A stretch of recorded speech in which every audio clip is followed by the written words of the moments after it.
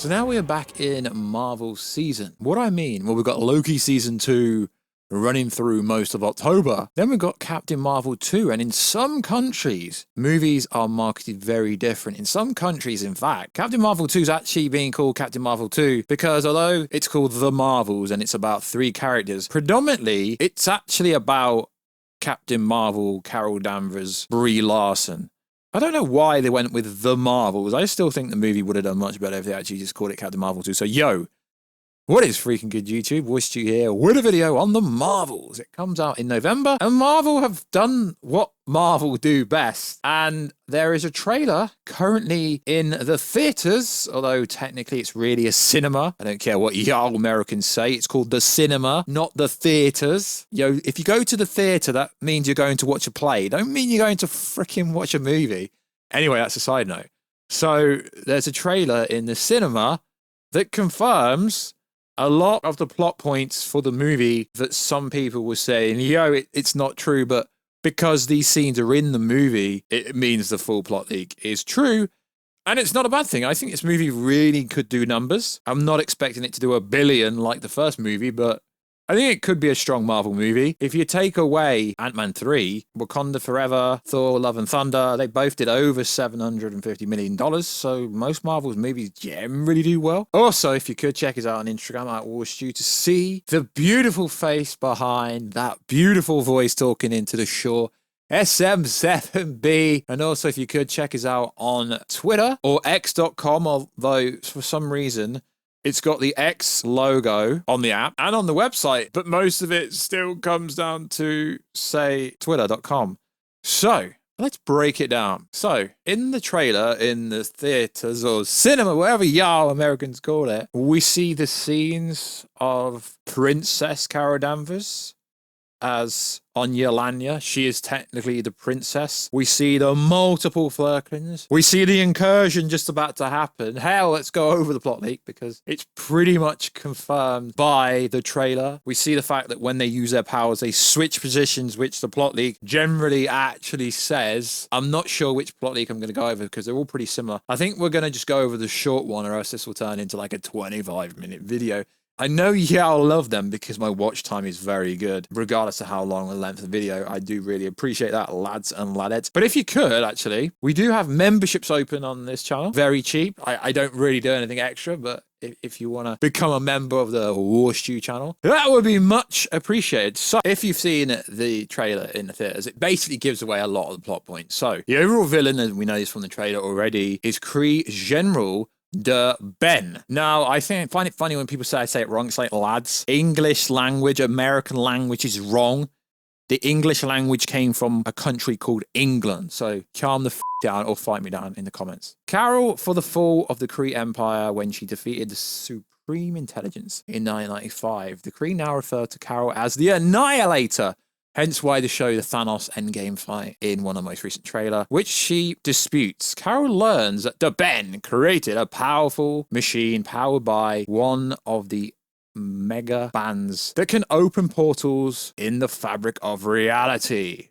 The machine disrupts the powers of Carol, Monica, and Kamala, causing them to randomly switch places or locations, the summit, the peak, and Kamala's house. So you see in all the trailers, they kind of keep flipping. And in this trailer that's in the theaters or cinema, it actually says switch. Ben has a band just like Kamala, and she steals the second one from Miss Marvel. See, I did wonder why or how, because them bangles are important to Kang, the Conqueror, conquering everything. So apparently this happens really early in the movie. It happens around the fight that takes place in Miss Kamala Khan's household, where part of the fight has already been seen in the trailers. Why does Monica resent Carol? Monica resents Carol for abandoning her and her mother, Maria Rambeau, but learns that Carol and Maria reunited after the blip, and Carol was with Maria when she died. I kind of find some of this stuff obvious. I don't think... I know Marvel's aimed at children, but I don't think everything needs to be sugarcoated and needs to be explained. So there's also a scene in the trailer where we see like 100,000 Furklins, you know, the animal that took Nick Fury's eye out. I still can't believe that's what they went with. So these Furklins possess powers where they can hold pocket dimensions inside them and can hide virtually anything. And this will be a concept that's reintroduced in the Marvels. So the Marvels are introduced to kittens, saving everyone aboard the spaceship. Fury commands the Ben will attack Earth, one of Carol's home, which was damaged during the peak. Ironically, that will be the last one. So the Ben attacks and massively damages in the peak. Fury orders an evacuation, but learns there's not enough space on the pods for the entire crew. So to do this, Fury allows the Furkins to eat the crew, safely storing them in the pocket dimensions inside their stomach,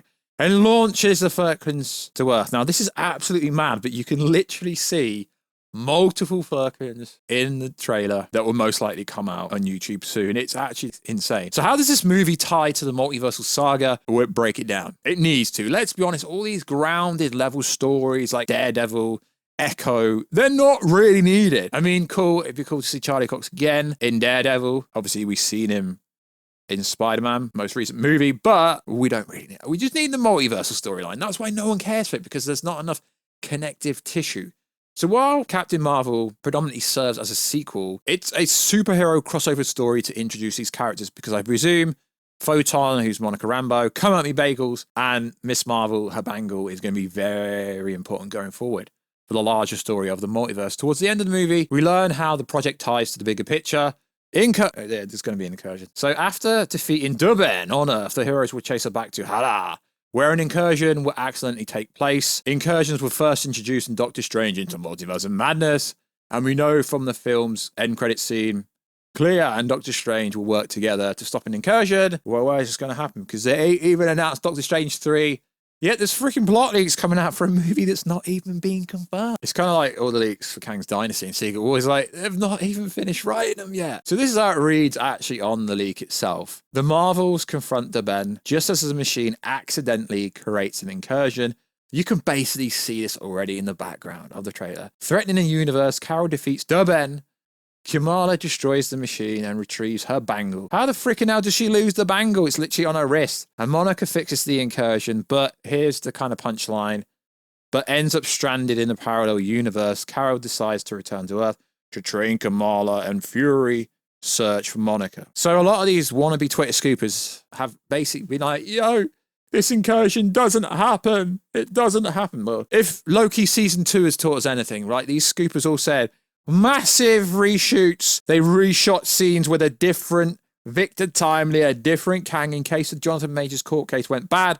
And it turns out there was literally no reshoots at all. So I'd believe all this. We have done a video previously where we went over it massively. So there is 2 post-credit scenes which sound insane, although there's another one there which I think has got to happen. There's got to be a Kang-orientated post-credit scene. So the mid-credit scene, Monica awakens in the hospital and learns she's in a universe where Maria is alive and is Captain Marvel. I mean, that's cool. This one here, I can dispute these because post-credit scenes aren't predominantly shown. Post-credit scene, Kamala steals Fury's tablet with the data on Earth emerging superheroes and approaches Kate Bishop with the idea of reforming the Avengers. Telling Kate, did you know Ant-Man has a daughter? Now, this is funny because the actual post-credit scene for Quantumania, aka Ant-Man 3, was supposed to be teeing up the Young Avengers. Although I think this post-credit scene here makes a lot more sense. So it goes something like this. We see Kamala grieving over the loss of a friend when she receives a message from an unknown sender. The message shows footage of a powerful cosmic entity known as Kang. The voice in the message warns Kamala Kang is coming, and they must prepare for the fight in the future. There's got to be some kind of Kang post-credit scene. Also, there's so many fake leaks for this post-credit scene that said, oh, we just see Kang staring at them. We see Kang overlooking everything. And then there's another one here in the second post-credit scene. We see a shadow figure approaching a group of villains. And I mean, Baron, Zemo, Ghost.